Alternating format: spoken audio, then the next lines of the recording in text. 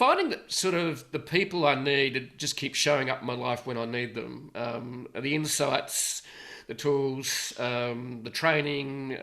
I've sort of, look, goals are great, but I think the other part of the goals, and I'd be interested in your thoughts on this, is that sometimes you have a vision how it's going to be, and you write down, these are all the numbers. And then the universe shows up and you have to do a 90% segue. Quite often, organisations head off in one direction and the opportunity exists at 90 degrees to where you started. Because what you as a human viewed as the perfect result ends up being quite imperfect, because a goal is like we say, it's a goal you set, you just don't know what the universe is going to produce. You do not know what your customers are going to do. So it's more, okay, setting that goal in a direction, but just, I think what's important is the action of moving forward in that direction and being flexible enough to pivot. What do you think about that in terms of really hard goals versus a direction?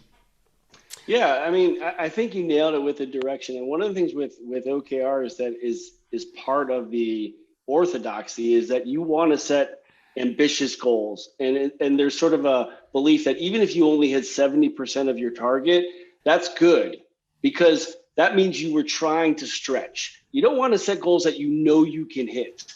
You want to set goals that force you to think of, at a higher level. So that's number one. Number two is it does give you that direction. Now, look, we're all hopefully near the tail end of like the biggest whiplash of that hopefully we'll ever see over the last 12, 13 months or whatever.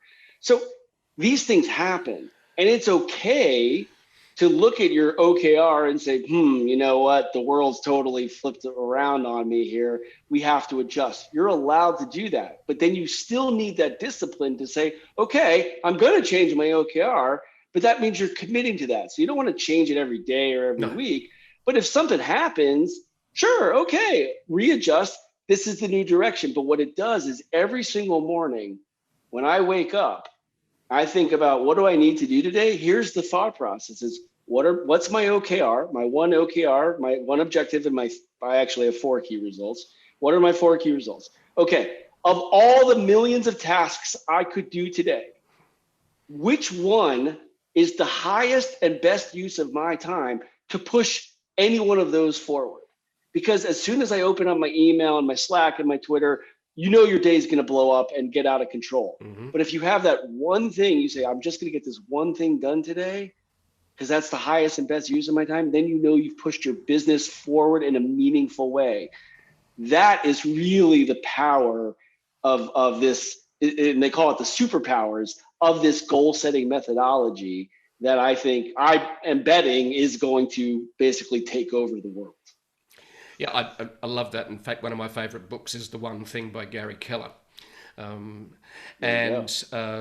What I love, and I've talked to other entrepreneurs as well, is quite often they just leave their morning for doing the one important thing they need to do today. Because as we know, once you start going down the rabbit warren of emails, your life's over as you know it, really. And you know, that's you come exactly out, what I do, yeah. Yeah, and you open it up and you're going, in fact, I won't even open my emails. I'll scan to see there's nothing strategic in the morning, nothing important like there's not a comment about to hit, Sydney. So once I've decided that there's no comets hitting Sydney today and there's no tsunami about to come up the harbour, and I just live a couple of metres above the water next to Sydney Harbour here. So I've just got to keep an eye on the water level sometimes here. Fair enough. I don't open them up. I almost refuse to, unless there's one important one I need to do. Okay, but generally I sit down in the morning strategically. So I think it's really important to get that one thing done, and then the afternoon, well, whatever you want to choose. It could be 2 hours in the morning, 2 hours, then whatever, and then you could go cycling, or you could go, kayaking. No, I agree. I mean, I have the same discipline to get up. I don't even, you're better than I am. If I check email, I'm gone. So I don't even look at my phone until about 9 o'clock in the morning, because I get up, I have a whole morning routine. That's when I do my blogging, and I say, I'm going to spend 30 to 60 minutes on the one thing. Mm-hmm. And that's what I do, sort of 8 to 9-ish, give or take. And then I open it up and it's like, okay, I already got the one thing done. Yep. And then, the rest of the day blows up and it all goes to hell. Yeah. Yeah, exactly. I think that's really important, and it's up to you. This is what the flexibility of being human is about. You can make choices about what works for you and what doesn't work for you. There you go. So for me, it might be 2 hours in the morning, focusing on research and training for me on the product I want to launch this year. So, and then taking notes, and then next number one thing is distilling that into the team, and then we'll take it from there. But the afternoon's more, okay, we're going down the rabbit hole of responding to emails. We need to do some quotes and all that sort of fun stuff. So, but